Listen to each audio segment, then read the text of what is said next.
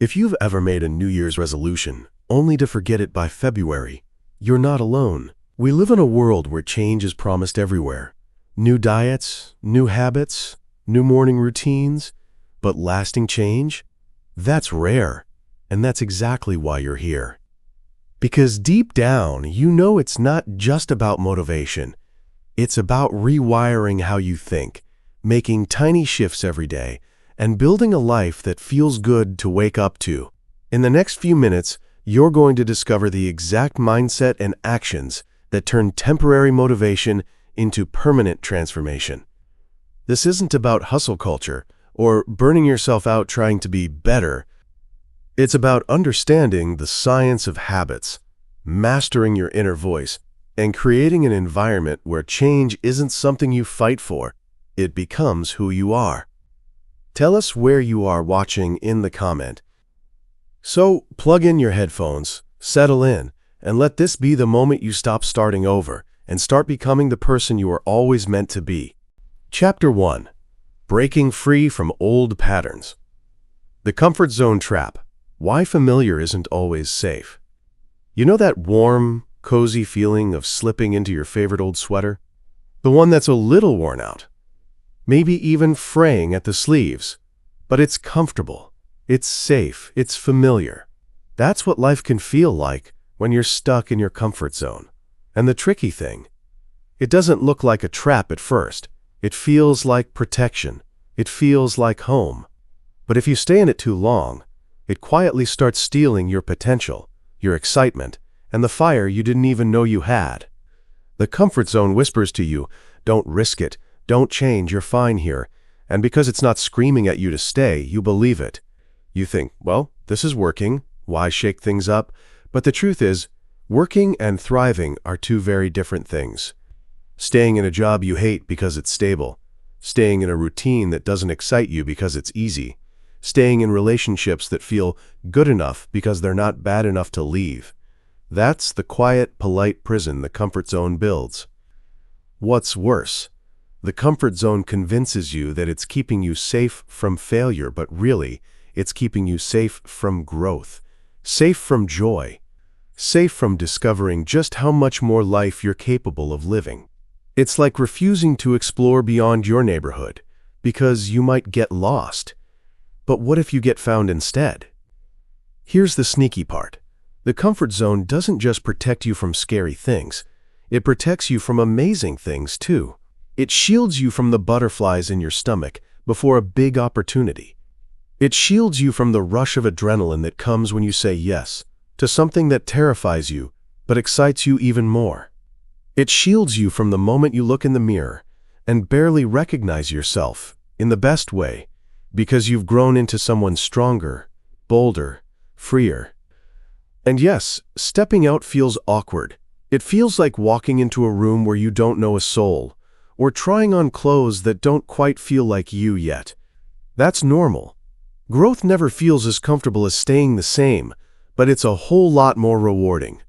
The magic you're looking for, the career you dream about, the relationships that make you come alive, the confidence you keep wishing for, none of it is hiding in the familiar.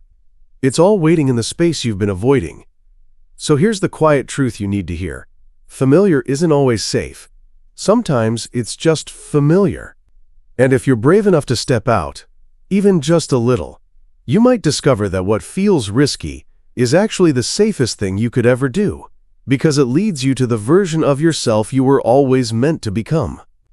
Next, we dive into recognizing self-sabotage before it stops you. Stay tuned. Recognizing self-sabotage before it stops you. You know those moments when you're finally on the verge of something good, something you've been dreaming about, working toward, maybe even praying for, and then, out of nowhere, you find yourself doing something that quietly pulls the plug on all your progress? It's like watching yourself trip over a wire you knew was there, but for some reason, you just didn't step over. That's self-sabotage. And the tricky thing is, it's not always loud and obvious. Sometimes, it's the soft whisper convincing you to wait a little longer, double-check just one more time, or maybe you're not ready yet. It can wear the disguise of being careful or realistic. You'll tell yourself you're protecting yourself from failure, but deep down, you might be protecting yourself from change, the kind of change that would demand you to show up fully and believe you're worthy of more. Think about it. How many times have you hesitated to take a leap, not because you couldn't do it, but because doing it would mean letting go of the version of yourself that felt safe in the background? Self-sabotage often shows up as procrastination, perfectionism, overthinking, or even picking fights with people who support you, just to create a little chaos, because chaos feels familiar. It's the fear of success, dressed up as being practical. It's canceling a big opportunity because you suddenly convinced yourself you're not good enough, or putting off starting something important until you feel ready. Spoiler alert, that feeling rarely just appears. The heartbreaking part, you might not even notice it's happening until you're staring at the aftermath. Another missed chance, another delay, another maybe someday added to your mental shelf. And each time, your mind gives you a perfectly reasonable-sounding explanation for why it didn't work out. But if you scratch beneath the surface, you'll see the pattern. It's not that life is holding you back, it's that somewhere inside, you've been doing the holding. The moment you start recognizing these tiny betrayals of your own potential, everything shifts. You begin to notice when you're about to talk yourself out of sending that email, making that call, or sharing that idea. You catch yourself right before you sabotage something that could actually move you forward. And the more you call it out, the less power it has over you. Because here's the truth, no one tells you enough. You deserve to see what happens when you don't get in your own way. You deserve to know what your life could look like if you let yourself succeed without apology. And maybe, just maybe, the thing you're most afraid of isn't failure at all. It's finally stepping into the version of yourself who no longer needs to hide. Next, we dive into shifting your mindset from stuck to in motion. You won't want to miss it. Stay tuned. Shifting your mindset from stuck to in motion. Ever had those days, or maybe weeks, where it feels like life is on pause? Like you're standing still while the rest of the world is moving. And no matter how much you want to move forward, your feet feel glued to the floor? That's the stuck feeling. It's heavy, frustrating, and sometimes it tricks you into believing this is just how life will be from now on. You wake up, go through the motions, and end the day wondering if you're even getting anywhere. But here's the thing, being stuck isn't the same as being powerless. I want you to imagine your mind like a car. When you're stuck, the car's still running, the engine's still working, but the gear is in neutral. You can press the gas all you want, but you're not going anywhere until you shift it. That shift doesn't require a perfect road, the right weather, or someone to push you. It requires one small decision to change your direction, even if you can't see the whole road ahead. That's how you move from stuck to in motion. The trap most of us fall into is thinking we need to make a massive leap to get unstuck. We wait for the big break, the perfect time, or the magical motivation fairy to show up and sprinkle inspiration on us. But momentum doesn't start with a leap. It starts with a step, and then another, and then another.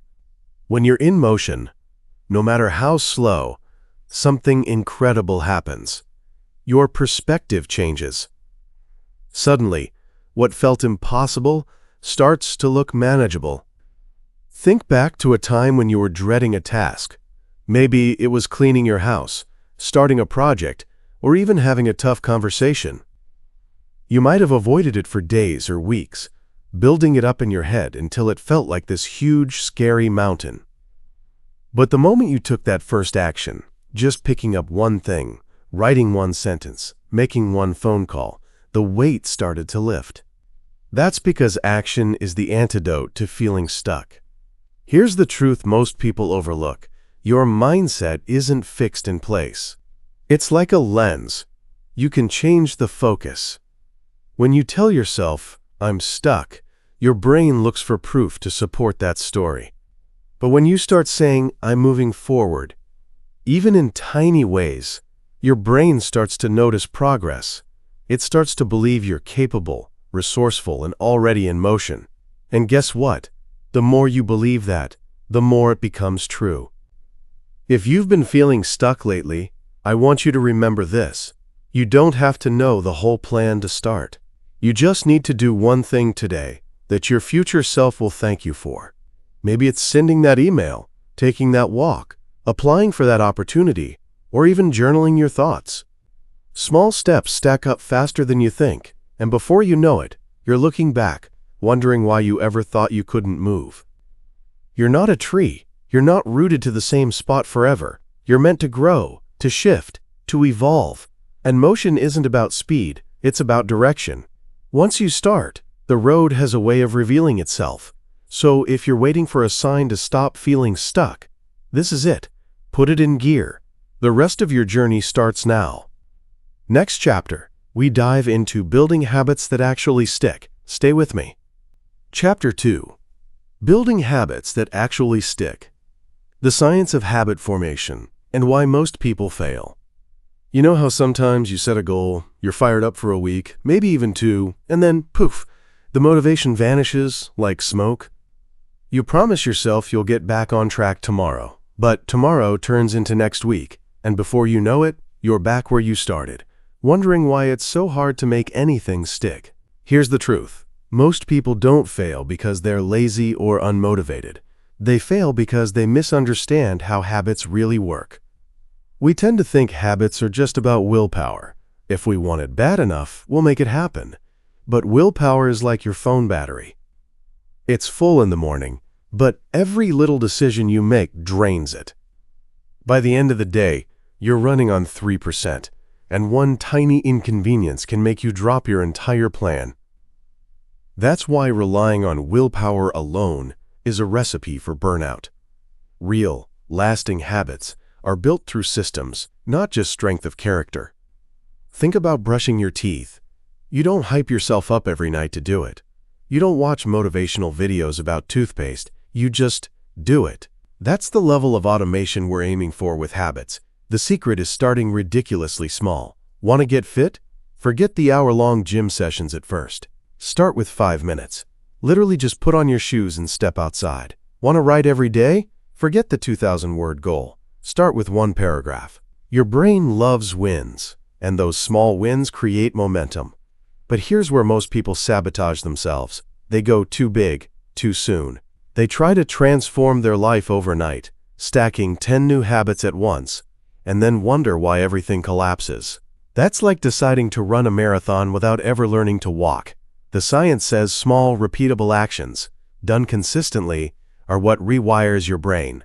That's called neuroplasticity. Your brain literally reshapes itself around what you repeatedly do.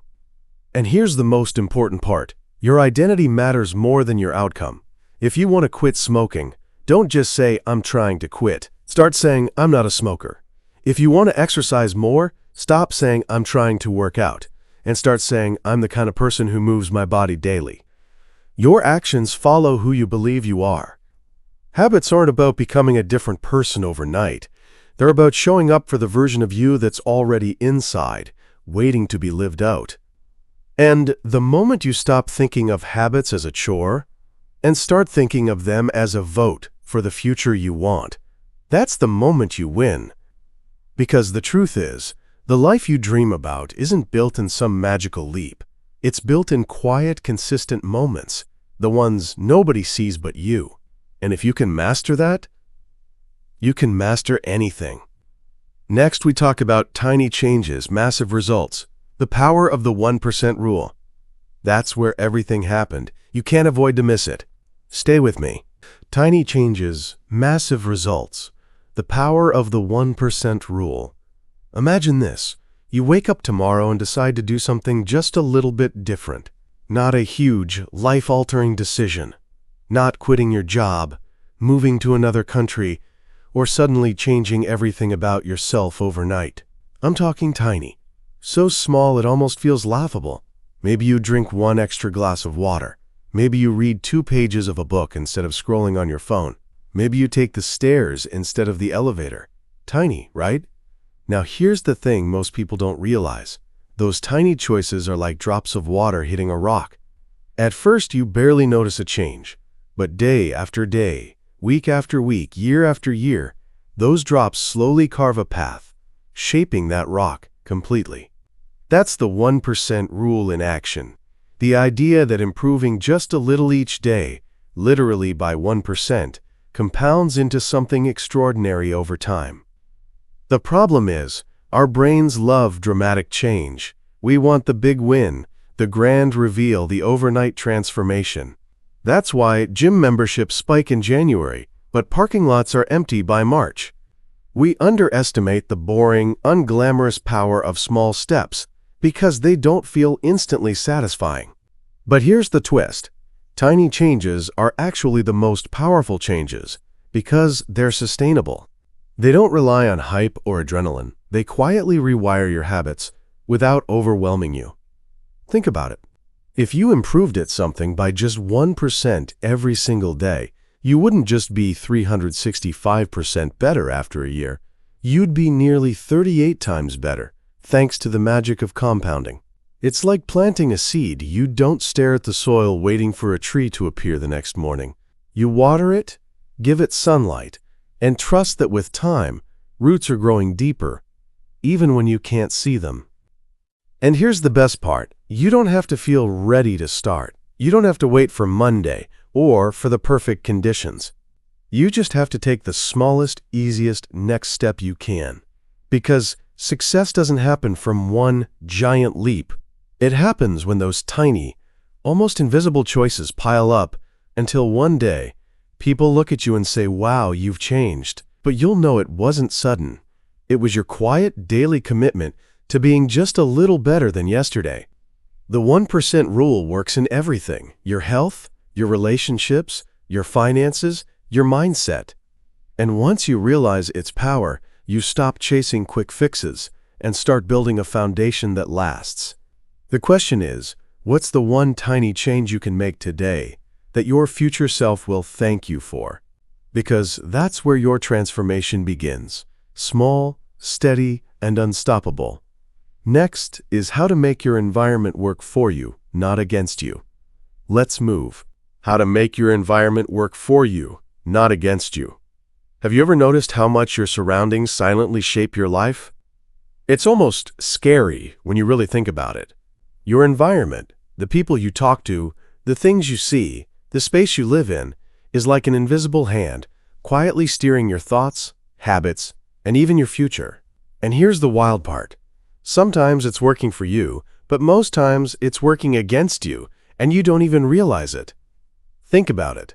You can have the best intentions, the clearest goals, the most beautiful vision board plastered above your desk.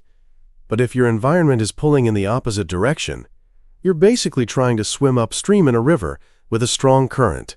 Maybe you've told yourself you're going to eat healthier, but your kitchen is stocked with cookies, soda, and that emergency tub of ice cream you keep telling yourself is for guests. Or you've promised yourself you'll read more, but your couch faces the TV like it's the altar of your living room. It's not that you're weak or lazy, you're just human. And humans are creatures of their environment. The truth is, willpower is overrated. People love to glorify it, but research, and real life, tells a different story. Willpower is like a phone battery. It drains the more you use it. But your environment? That's like the charger. Set it up right, and it will keep your energy flowing without you even noticing.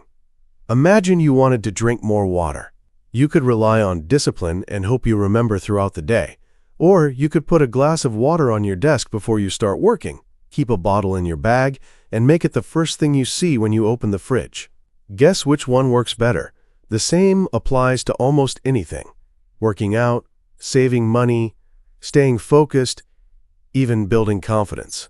If you want to stop mindlessly scrolling, delete the apps from your home screen. If you want to wake up earlier, put your alarm clock across the room so you have to get up to turn it off. But here's the sneaky trap. Sometimes we set up environments that keep us small because they feel safe. Maybe your circle of friends never challenges you to grow. Maybe your desk is a mess, and every time you sit down to work, you feel overwhelmed before you even start. Maybe your home feels dark and heavy, but you've just gotten used to it. You don't notice how much it's weighing you down because it's all you've known. Familiar isn't always your friend. Here's the question you need to start asking yourself. Does my environment make it easy for me to be the person I want to be, or the person I've always been? If it's the latter, it's time for a shift. And the good news? You don't have to overhaul everything at once. Start small. Light a candle before you work to set the mood. Play inspiring music while you clean. Spend more time with people who make you feel capable and alive. Your environment can be your silent saboteur, or it can be your greatest ally. The choice isn't about willpower, it's about design. So instead of fighting against where you are, change where you are into a place that pulls you toward where you want to be. Because when your environment works for you, you won't have to force growth. It will feel like the most natural thing in the world. Next chapter, we dive into sustaining your transformation for life. Stick with me. Chapter 3. Sustaining your transformation for life. The identity shift. Becoming the person who lives the change. Have you ever tried to change something in your life? Lose weight, start a business, break a bad habit, only to find yourself slipping back into the same old patterns? It's frustrating, isn't it? You tell yourself you're going to do things differently this time. You make the plan, you set the goals, you even start strong, but a few weeks or months later, you're right back where you started. That's because real, lasting change isn't just about what you do. It's about who you believe you are. And this is where the identity shift comes in. Most people try to change their habits without changing the story they tell themselves about themselves. If you think of yourself as someone who's bad with money, you can read every finance book out there, but you'll still find ways to sabotage your savings. If you see yourself as the kind of person who hates working out, it doesn't matter how many gym memberships you buy, you'll avoid going. Why? Because your actions will always fight to stay consistent with your identity. Your mind is wired that way. Here's the thing. When you start identifying as the kind of person who already lives the life you want, the game changes. You're not just trying to quit smoking. You're becoming a non-smoker. You're not trying to eat healthier. You're becoming someone who fuels their body with love and care. You're not trying to start a business. You are an entrepreneur. It might sound like a small tweak in language, but it's a massive shift in mindset. Think about it. Every decision you make starts to align with who you believe you are. If you identify as a runner, you don't have to fight yourself every morning to lace up your shoes. It's just what you do. If you see yourself as disciplined, you naturally follow through on commitments without needing constant motivation. When your identity shifts, your actions feel more natural, less forced. You don't need to keep pushing yourself uphill because you've changed the terrain you're walking on. The key is to start small. Instead of saying, "I need to lose 20 pounds, ask, what would a healthy person do today? Instead of saying, "I need to save $5,000, ask, what would a financially responsible person choose right now?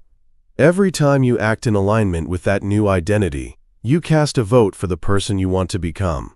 Over time, those votes add up. You stop faking it and start living it. And here's the beautiful part. You don't have to wait until you've achieved the goal to own the identity. You can claim it now. You can start living as that version of you today. And when you do, change stops feeling like a battle you're fighting and starts feeling like a natural expression of who you are. So, if you've been feeling stuck, ask yourself, not what do I want to do, but who do I want to be?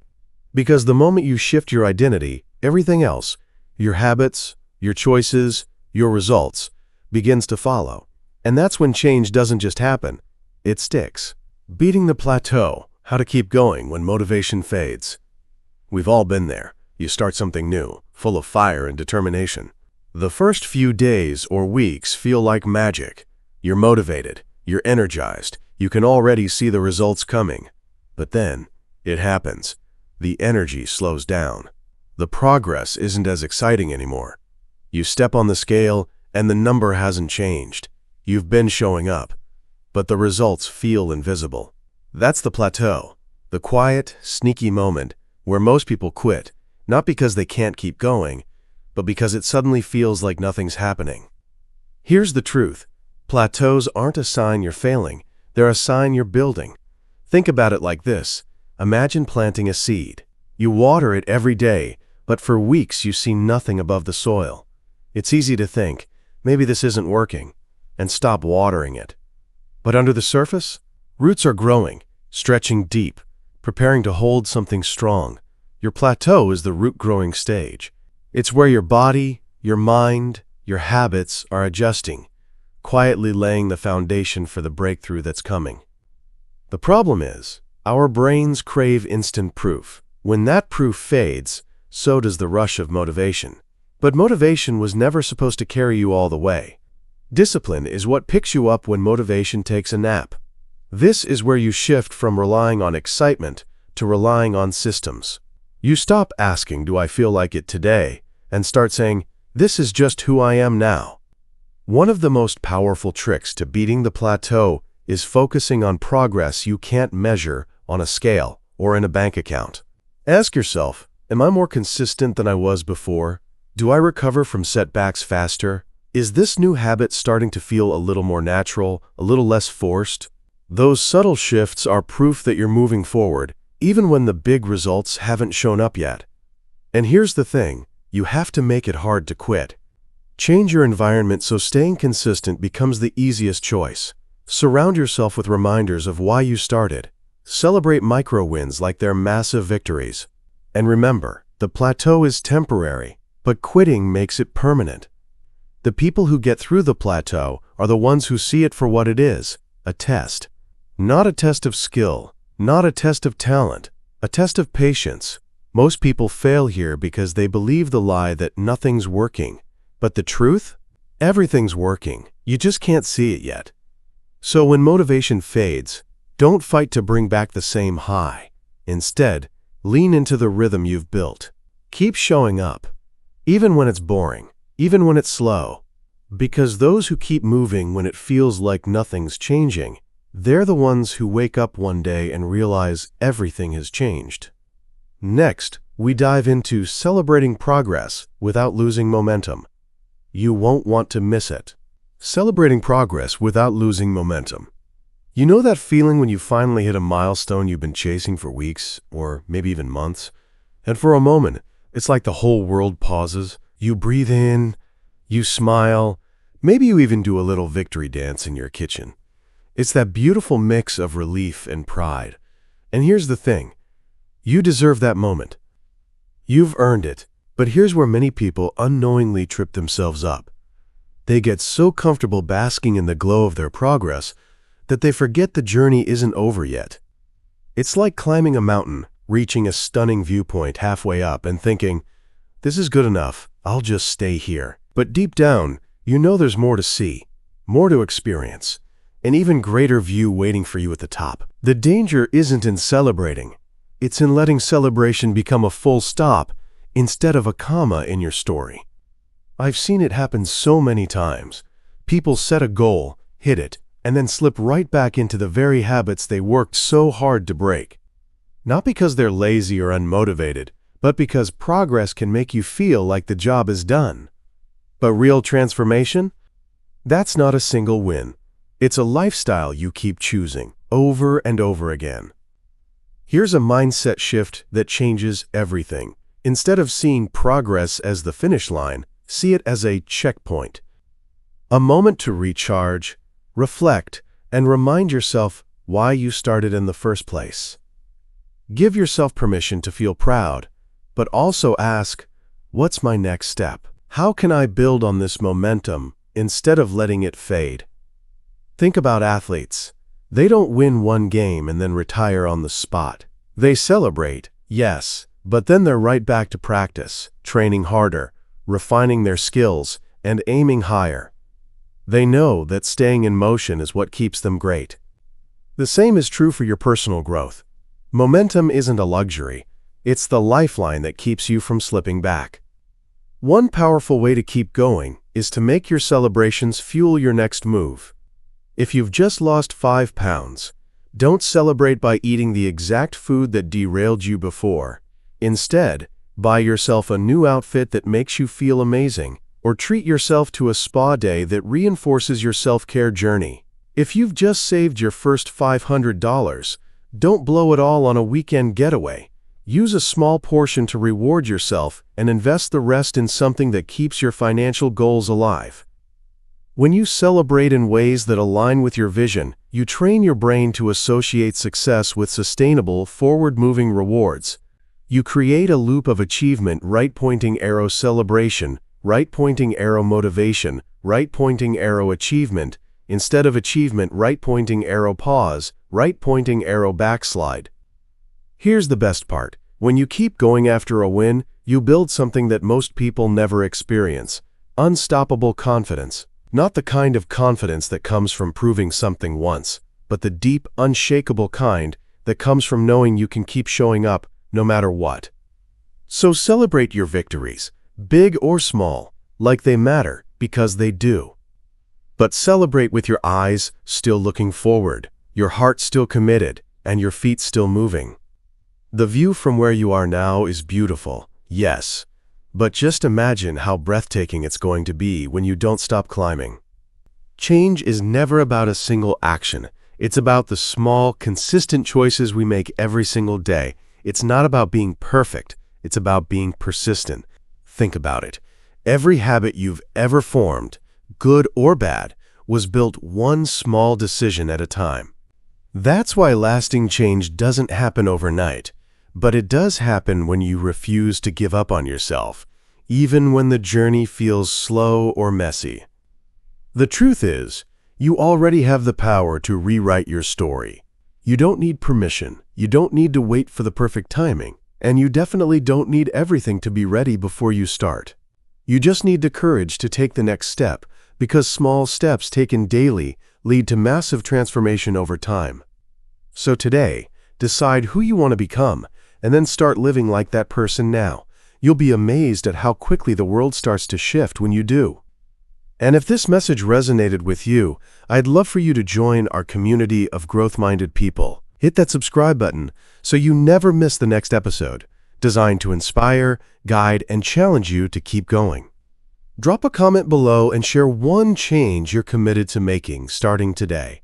Your words might inspire someone else who's struggling to take that first step. If you found value in this video, tap the like button. It's the easiest way to let YouTube know this content matters and help more people discover it. And if you know a friend, a coworker, or even a family member who's been talking about making a change, share this video with them. Remember, change starts with you, but it doesn't have to happen alone. Together, we can create a ripple effect that impacts not just our own lives, but the lives of everyone around us. Your new chapter is waiting. Start writing it today.